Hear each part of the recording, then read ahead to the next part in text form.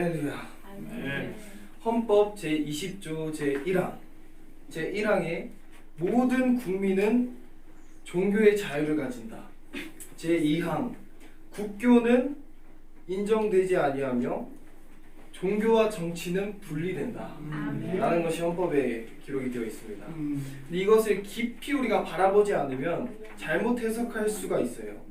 한국의 헌법은 한국에서부터 난 것이 아니라 미국이라는 나라에서부터 가져온 것입니다. 그래서 우리가 이 한국의 헌법을 제대로 이해하려면 미국의 헌법부터 먼저 좀 살펴볼 필요가 있어요. 그래서 우리가 미국의 수정 헌법을 잠깐 살펴보도록 하겠습니다. 미국의 수정 헌법에 국교의 인정이나 자유로운 종교 행위를 금지하는 법률은 주가 절대 만들 수 없다라고 명령을 하고 있습니다. 각 주는 종교 생활에 대한 시민들의 자유를 방해할 수 없다라고 미국의 수정 헌법에 나와 있습니다. 그것이 바로 이 한국에서 법안으로 발의되어 있는 정교 분리라는 이 법안의 정신인 것입니다. 정교 분리라는 것은 무엇이냐면 국가는 국민의 세속적인 생활에는 관여할 수 있지만 절대로 신앙적인 국민들의 생활에는 관여할 수 없다는 거죠. 국민의 자율에 맡기고 절대 개입하지 않는다라는 원칙으로 국가가 종교에 대한 중립성을 가져야 하는 것을 의미를 하는 것입니다. 이 종교 분리라는 것은 국가는 쉽게 말해서 국가는 국민이 종교를 선택하는 것도 종교를 생활하는 것도 또 종교 행사를 하는 것도 그 어떤 것도 이 국가에서 절대 방해할 수 없다는 거예요. 그런데 원래 이 종교 분리 이 원칙에 의한 의미와 오늘날의 우리 국민들이 이해하는 이것은 조금 오해가 있습니다. 사람들은 정치가 그러니까 국가가 교회에 관여하지 못하게 하는 게 아니라 교회가 정치에 참여하면 안 된다라는 것으로 이해를 하고 모든 기독교인들도 그렇게 생각을 하고 있어요.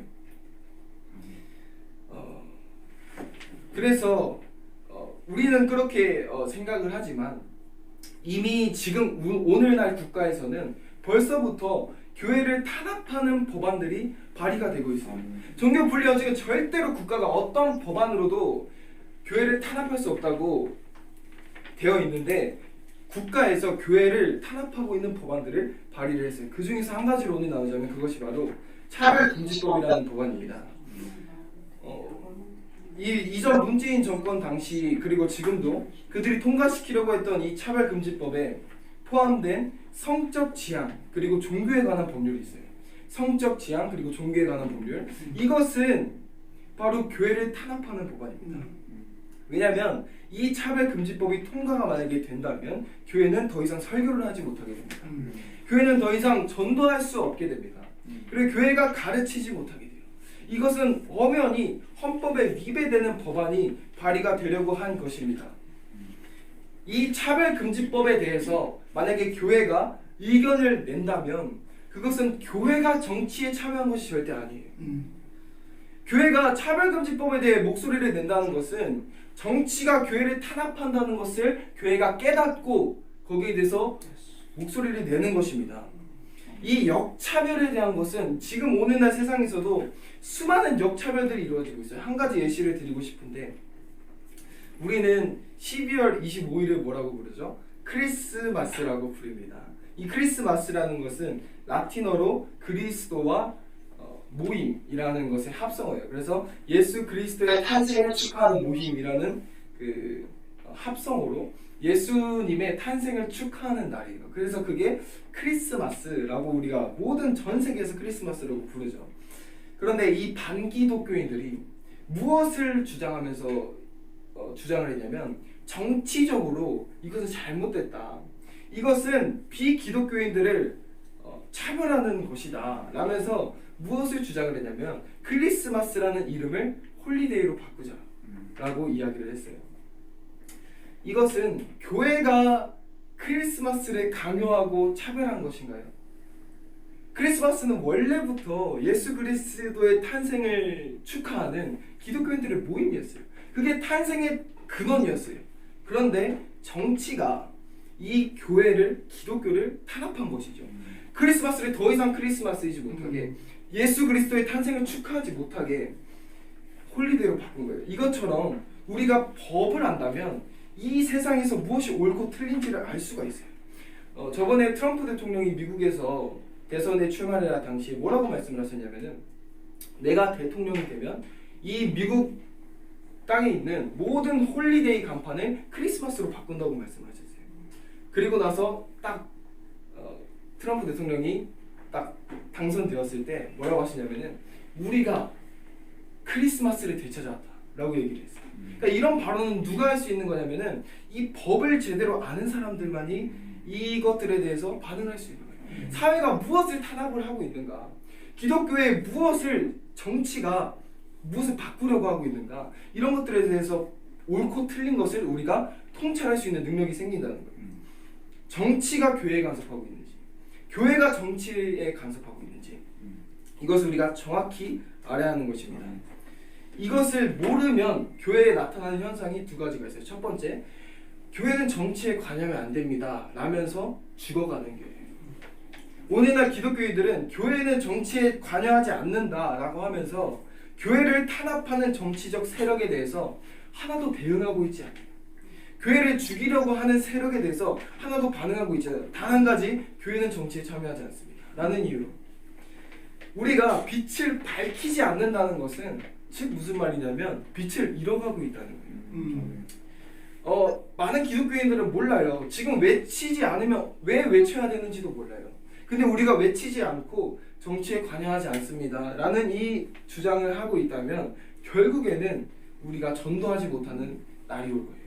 결국엔 예배하지 못하는 날이 올 거예요. 설교하지 못하는 날이 올 거예요. 빛을 밝히지 않고 기다리고만 있다가 완전히 그 빛이 꺼져서 이 세상의 빛과 소금으로 그 역할을 하나도 감당할 수 없는 날이 올 수도 있다는 거예요. 첫 번째, 방금 살펴본 정치에 관여하지 않는다면서 그 교회는 죽어가고 있다는 거예요. 스스로가 정치에 목소리를 내지 않는다면서 자신의 목소리를 잃어가고 있다는 것입니다. 두 번째, 한국교회가 생명을 살린다고 하면서 생명을 죽이고 있어요. 다음 세대를 위한 일이다, 영혼들이 살리는 일이다 하면서 수많은 일들을 시도를 하지만 그것은 정작 다음 세대의 생명을 죽이는 일이에요. 제가 어떤 대형교회 목사님께서 이름을 밝히진 않겠지만 어떤 영상을 봤었어요. 그 어떤 사적인 자리에서 인터뷰를 하는 그런 영상이었는데 정확히 무슨 말씀을 하셨냐면 광화문의 운동을 비난하면서 뭐라고 말씀하셨냐면은 교회의 역할은 생명을 살리고 다음 세대를 세우는 일이다. 근데 다음 세대를 세우려면 정치적인 어떤 운동으로는 절대 다음 세대를 살릴 수 없다. 그러면서 자기가 뭐라고 말씀하시냐면 본인이 200억, 300억을 투자해서 학교를 세웠다라고 말씀을 하시더라고요. 다음 세대를 살리기 위해서 그 수많은 돈을 투자해서 학교를 세웠다는 거예요.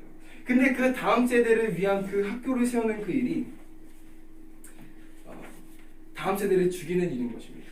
왜 그러냐면 그 목사님께서 말씀하시기를 광화문 운동이 절대 다음 세대를 살리지 않는 거라고 그랬어요. 근데 광화문에서 외치지 않고 만약에 차별금지법이 통과됐다면 그 200억, 300억이 투자돼서 학교가 세워졌는데 그 학교에서 무엇을 가르치게 될까요? 동성애를 가르치게 됩니다. 200억, 300억을 투자해서 막 큰 학교를 세웠는데 차별금지법이 통과되면 그 학교에서 뭘 가르치겠냐는 거죠. 다음 세대를 위해서 학교를 세울게요, 어떤 교회를 키울게요 그랬는데 광화문은 비난하는데 광화문 세력이 더 이상 외치지 않아서 이 나라가 적화 통일이 된다면, 공산당에 넘어가게 된다면 그 수많은 돈을 들여서 세우는 그 학교가, 그 교회가 무엇을 가르치냐는 거예요. 그 큰 교회가 동성애가 죄입니다라고 말하지 못하면 왜 교회가 존재하냐는 거예요. 학교가 왜 동성애를 가르치고 진화론만 가르쳐야 된다면 그 학교는 왜 존재하냐는 거예요. 그것은 절대로 다음 세대를 살리는 일이 아니라 죽이는 일이에요. 그래서 두 번째, 이를 모르고 정치에 대한 통찰력이 없는 교회들은 생명을 살린다면서 죽이는 일을 하고 있는 것입니다. 마지막으로 예시를 하나 드리고 싶습니다. 어떤 집 안에서 가장 아버지가 있었어요. 아버지는 아이들을 너무너무 사랑해요. 근데 그 집에 불이 난 거예요. 그럼 아버지는 아이들을 너무 사랑하기 때문에 첫 번째로 무엇을 해야 될까요? 불을 꺼야 되는 거예요. 아니면 그 집에서 아이들을 데리고 나가야 되는 거예요. 근데 그 아버지가 불이 난 것도 모르고 냄새가 펄펄 나고 있는데 아이들이 넌 자도 돼, 여기서 맘마쭈쭈 이거 잘 먹고 잘 자자 하면서 애들을 만약에 재운다면 그 아버지는 절대로 아이들을 사랑하는 게 아니라 불이 난 것을 모르는 아버지는 제 아버지의 역할을 하지 못하는 것입니다. 이것처럼 교회는 진정한 우리나라의 지금 현 시대 대한민국의 현재 상황을 알아야 하는 것이고 이 대한민국과 한국 교회와 또 위기를 알아야 하는 것입니다. 이에 대해서 외치는 한국 교회가 되도록 함께 중보하며 기도하며 나아가는 저희가 되기를 소망합니다. 감사합니다.